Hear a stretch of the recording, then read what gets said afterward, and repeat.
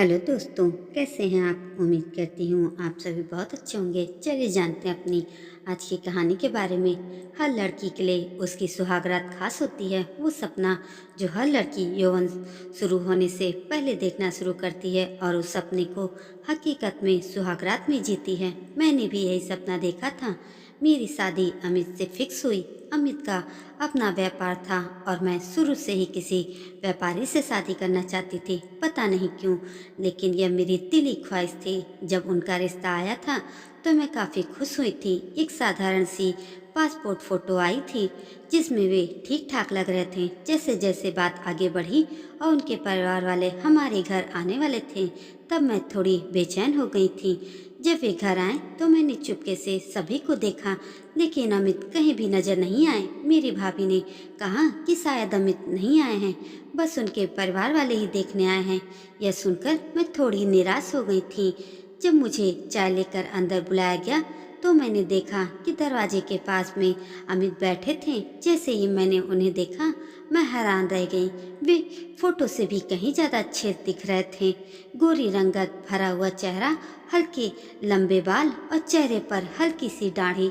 मैं उन्हें देखकर कायल हो गई थी, लेकिन मन में यह डर भी बैठ गया कि क्या वे मुझे पसंद करेंगे। कुछ समय बाद उनके परिवार ने शादी के लिए हाँ कर दी और अब तो मैं खुशी के सातवें आसमान पर थी। अमित ने मेरी भाभी से मेरा नंबर लिया और मुझसे बातें करना शुरू कर दी। बातचीत करते करते हमें एक दूसरे से प्यार हो गया। शादी के बाद सुहागरात का दिन जब आया मैं बहुत खुश थी और थोड़ा घबराई हुई भी।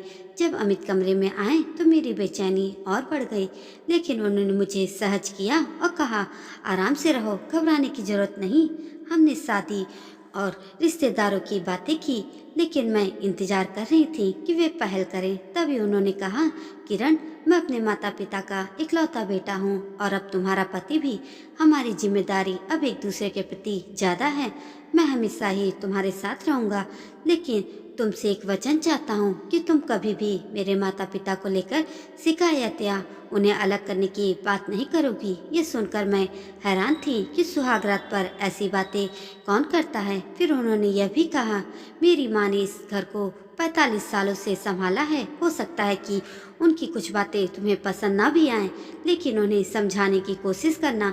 हमने सारी रात बातें की, लेकिन हमारे बीच शारीरिक संबंध नहीं बने। अगले दिन जब मेरी सहेलियों ने पूछा कैसी रही रात, तब मैंने उनसे झूठ बोल दिया कि सब अच्छा हुआ। हफ्ते भर ऐसा ही चलता रहा। मैं थोड़ी परेशान हो गई।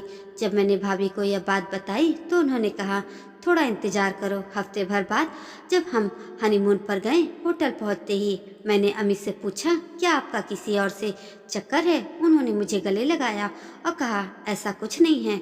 उसके बाद हमने साथ में नाश्ता किया और फिर उसी दिन हमारे बीच पति पत्नी का रिश्ता भी बना। अमित ने कहा, हम यह पहले भी दिन भी कर सकते थे, लेकिन मैं चाहता था कि हम पहले एक दूसरे को समझें। कुछ समय बाद यह सब मायने नहीं रखेगा, तब तो बस हमारा साथ ही रहना ही महत्वपूर्ण होगा। उनकी यह सोच मुझे बहुत ही ज़्यादा सुलझी हुई और परिपक्व लगी। मैं खुद को बहुत ही खुदकिस्मत से मानती हूँ कि अमित जी जैसा जीवन साथी मुझे मिला। आज हमारी शादी को 15 साल हो चुके हैं, पर उनकी पहली रात कही बातें मुझे आज भी याद है।